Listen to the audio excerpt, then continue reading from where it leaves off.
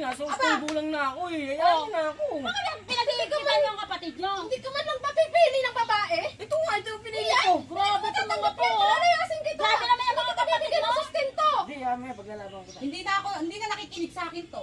Baka Kaya naibigay nyo ba? kita. May ibigay nyo ba yung pangangailangan ng kapatid nyo? Di ba hindi? Hindi, bibigay ko.